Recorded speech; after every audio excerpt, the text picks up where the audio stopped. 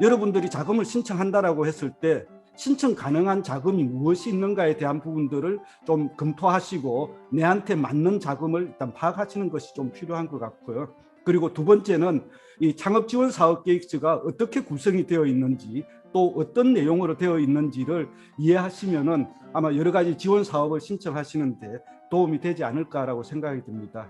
이 정책 자금이나 지원 사업을 구분을 하게 되면은 크게 네 가지 유형이 있습니다. 융자 자금, 지원 자금, 기술 개발 자금, R&D 자금이라고 이야기하는 내용이 있고요. 그리고 투자 자금, 이 네 가지 자금이 정부에서 예산을 편성을 하거나 아니면 정부가 가지고 있는 기금에서 이렇게 창업자라든지 기업을 지원해주는 이런 어떤 자금에 포함이 되고 있습니다. 그래서 기본적으로 여러분들이 어떤 자금을 필요로 하는가를 먼저 생각을 하셔야 되는 부분들이고요. 일반적으로 투자 자금 같은 경우에는 이 창업자나 기업이 어느 기술을 어떤 기술을 이렇게 보유하고 있는지 핵심 기술에 대한 부분들을 굉장히 중요하게 생각하는 부분이 있어요.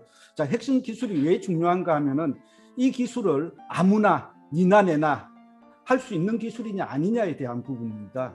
자, 아무나 할 수 있다는 것은 뭐 어떤 의미가 됩니까? 경쟁자가 많아지게 되고 사업의 성장이 무뎌질 수밖에 없는 부분들이죠. 그래서 핵심 보유 기술에 대한 부분과 업종에 따라서 차이가 있지만 제조업은 10인 미만, 그 다음에 제조업이 아닌 뭐 도소매업이라든지 서비스업이라든지 하는 경우에는 5인 미만인 경우에 소상공인 범위에 포함이 됩니다. 그리고 뭐 물론 매출액에 대한 기준도 있지만 매출액 기준이 워낙 범위가 크기 때문에 아마 그 부분들은 해당이 없을 거라고 생각이 되고요.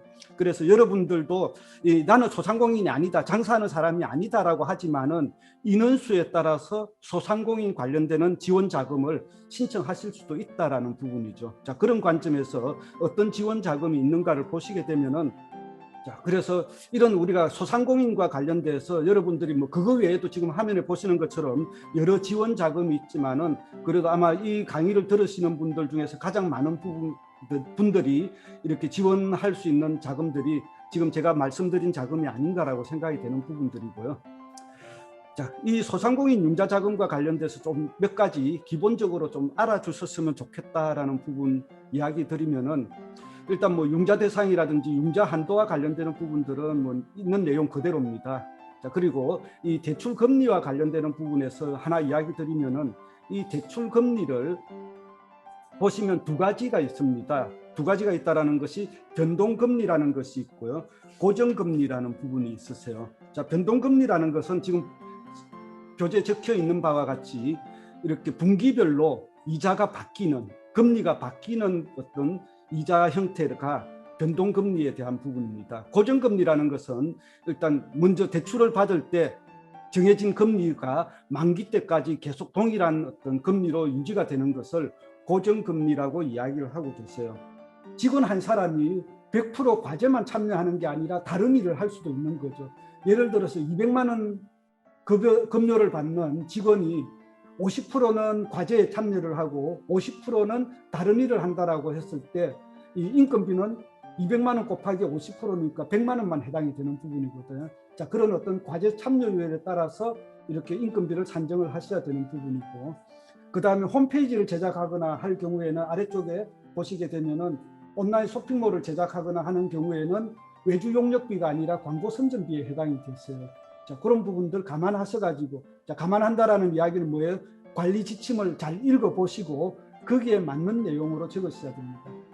자, 다음 판매 전략을 보시게 되면은 이 판매 전략은 온라인과 오프라인으로 구분을 해서 영업과 마케팅을 어떻게 할 것인가에 대한 내용으로 이렇게 작성이 된 사례 내용이시고요.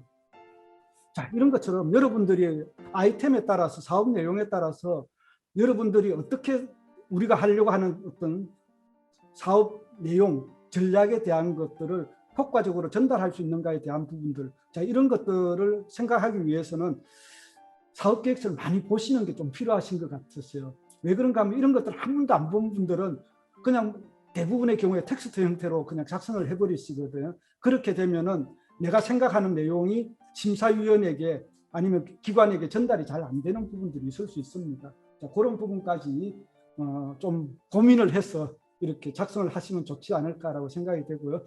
자, 사업계획 내용, 사업 요약 내용들 아니면 사업에 대한 필요성 내용들이 공감이 안 된다 그러시면은 아무리 내용을 깔끔하게 잘 작성을 한다라고 해도 관심이나 설득이 안 되실 겁니다. 그래서 사업계획서를 작성하실 때는 내 주관적인 내용을 보여주려고 하지 마시고요. 상대방이 공감할 수 있는 내용들을 작성하시는 것이 사업계획서를 작성하시는 데 있어서 가장 중요한 내용이 아닌가라고 저는 개인적으로 생각을 합니다.